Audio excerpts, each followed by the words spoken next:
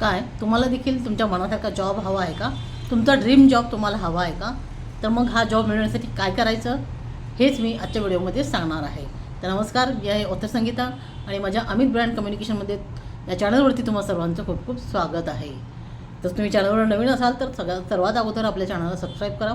सबस्क्राईबच्या bell आयकॉनवर click करा, जेणेकरून माझे माहितीपूर्वक असणारे व्हिडिओज, प्रेरणादायी व्हिडिओज तुम्हाला मिळत राहतील, त्याचे नोटिफिकेशन लवकरात लवकर मिळतील. त्यासाठी चॅनलला सबस्क्राईब करा आणि व्हिडिओ जर आवडला तरच तो लाईक आणि शेअर करा. तर आज आपण पाहणार आहोत की तुम्हाला हवी असणारी नोकरी कशी मिळवायची आणि 2026मधली तुमची ड्रीम जॉब कशी मॅनिफेस्ट करायची. तर आज मी तुम्हाला हेच सांगणार आहे. तर हे तुमच्यासाठी उपयोगी असणार आहेच, पण तुमचे जे काही मित्रमैत्रिणी असतील की जे बराच वेळेपासून आपल्या ड्रीम जॉबसाठी धडपडत आहेत, प्रयत्न करत आहेत, नोकरी मिळत नाही त्यामुळे त्रस्त आहेत, अशा लोकांसाठी नक्कीच हा व्हिडिओ पुढे तुम्ही नक्कीच शेअर करा. तर लोक अनेकदा नोकरीसाठी अर्ज करतात आणि हजारो लोक फक्त एका पोस्टसाठी अप्लाय करत असतात, बरोबर.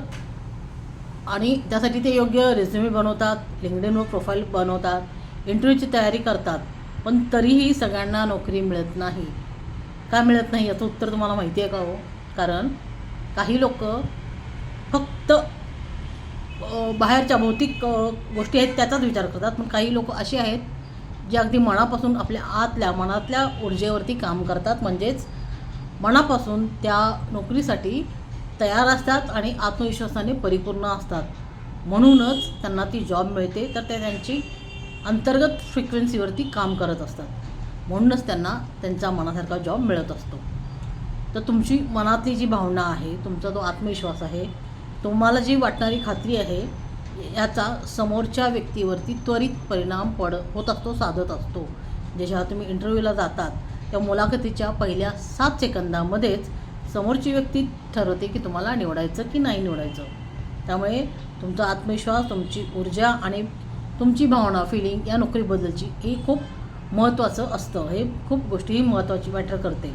म्हणून या काही 3 स्टेप्स आहेत किंवा टेक्निक आहेत जे मी सांगणार आहेत, ते तुम्हाला नोकरी मिळवण्यासाठी खूप उपयोगी ठरणार आहेत. तर पहिली स्टेप आहे की तुम्हाला नोकरी नसण्याचे फायदे शोधा. बरोबर, हो, तुम्ही बरोबर ऐकलं. नोकरी नसण्याचे फायदे शोधा. हे ऐकायला विचित्र वाटेल, पण तुम्ही जिथे आहात तिथे काहीतरी फायदा मिळतोच, म्हणूनच तुम्ही तिथे अडकून राहता, बरोबर.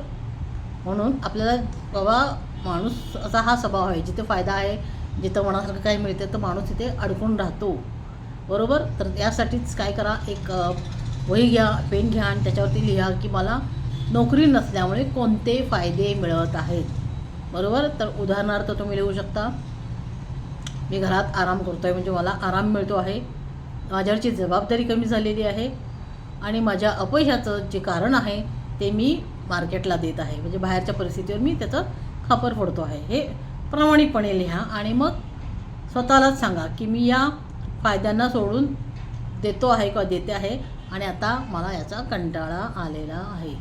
म्हणजे नोकरी नसण्याचे जे काही फायदे आहेत त्याचा मला आता कंटाळा आलेला आहे आणि मी हे सगळं सोडून देत आहे, असं तुम्ही लिहायचं आहे किंवा स्वतःला सांगायचं आहे स्वतःच्या मनाला.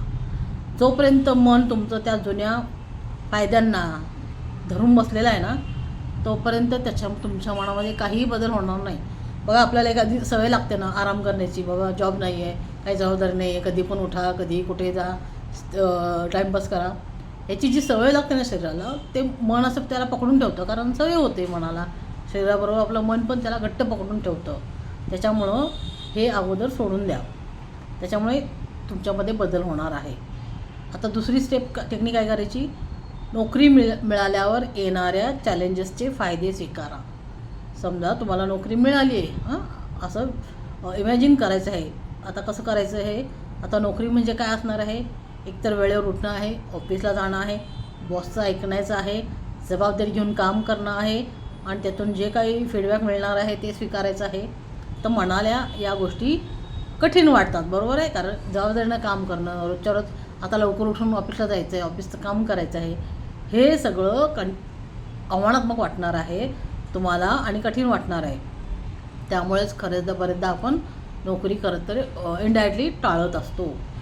पण म्हणून आता तुम्हाला हे लिहायचं आहे की नोकरी मिळाल्यावर मला कोणकोणते चॅलेंजेस येतील, कोणकोणती आव्हानं येतील. पहिल्या स्टेपमध्ये आपण लिहिलं की नोकरी नसल्याचे काय फायदे आहेत ते आपण लिहिले, तसं लिहा. आणि त्याच्यानंतर दुसऱ्या स्टेपमध्ये मला नोकरी मिळाल्यानंतर कोणकोणते चॅलेंजेस येतील, तर किमान असे 10 चॅलेंजेस तुम्ही लिहायचे आहेत. जसं की मी या आव्हानांना स्वीकारतो किंवा स्वीकारते आहे आणि मी त्यासाठी तयार आहे. मग याच्यामध्ये 10 आव्हानं काहीही लिहा तुमच्या मनाप्रमाणे, की बाबा मला सकाळी वेळेवर उठावं लागतं आहे, वेळेत आवरून मला या वेळेची बस पकडायची असते, किंवा इतका वेळ मला जाण्यासाठी लागतो आहे, मग ऑफिसमधलं जे काम मला दिलेलं आहे ते एवढ्या वेळात पूर्ण करायचं आहे, किंवा ते अशा पद्धतीने पूर्ण करायचं आहे, हे माझ्या कामाचं टार्गेट आहे किंवा माझं हे ध्येय आहे. हे किंवा नोकरीमध्ये अजून काही अडचणी येतात का, नोकरीमधलं तिथलं जे ऑफिसमधलं वातावरण आहे, कलीग्स कसे आहेत, त्यांचा स्वभाव कसा आहे, अशी काही बरेचशी आव्हानं येतील तुम्हाला. इमॅजिन करा की ही आव्हानं येऊ शकतात किंवा आलेली आहेत. असं 10 चॅलेंजेस तुम्ही लिहायचे आहेत.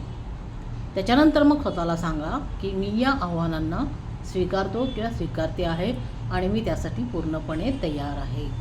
जे हे 10 आव्हानं लिहून झाल्यानंतर तुम्ही स्वतःच्या मनालाच ही गोष्ट सांगायची आहे की मी या सगळ्यासाठी तयार आहे, मी स्वीकारते स्वतःला, हे आव्हानं पण मी स्वीकारते आणि मी तयार आहे या गोष्टीसाठी. आता टेक्निक नंबर 3 जे आहे व्हिज्युअलायझेशन. व्हिज्युअलाइज करा, म्हणजेच तुम्ही इमॅजिन करा, पहा, आपल्या मनाच्या अंतरंगामध्ये पहा, जसं आपण स्वप्न पाहतो त्या पद्धतीने व्हिज्युअलाइज करायचं आहे. सुरुवातीला डोळे बंद करा, 3 वेळा दीर्घ श्वास घ्या, अगदी खोल, त्याच्यामुळे तुमचं मन शांत होणार आहे. आता तुम्ही कल्पना करा, तुम्हाला नोकरी मिळून 1 महिना झालेला आहे, बरोबर. पहिला पगार तुमच्या अकाउंटमध्ये आलेला आहे. हे सगळं डोळे बंद करूनच पाहायचं आहे, व्हिज्युअलाइज करायचं आहे. 3 वेळा दीर्घ श्वास घ्यायचं आहे आणि हे जे मी सांगते ते तुम्ही ऐका, व्हिडिओ चालू ठेवून किंवा तुम्ही लिहून घ्या आणि शांतपणे मार्ग करा किंवा हे मेडिटेशन करा. ही कल्पना करा की तुम्हाला नोकरी मिळून 1 महिना झालेला आहे आणि पहिला पगार तुमच्या अकाउंटमध्ये आलेला आहे आणि आता ते सगळं तुमच्यासाठी नॉर्मल झालेलं आहे. म्हणजे रोजचं रुटीन हे सगळं तुम्हाला घर, ऑफिस हे सगळं आता रोजचं झालेलं आहे, रुटीन झालेलं आहे. सकाळी कामासाठी तयार होताना स्वतःला पाहायचं आहे, ऑफिसमध्ये काम करताना स्वतःला पाहायचं आहे. चॅलेंजेस आत्मविश्वासाने तुम्ही हाताळत आहात.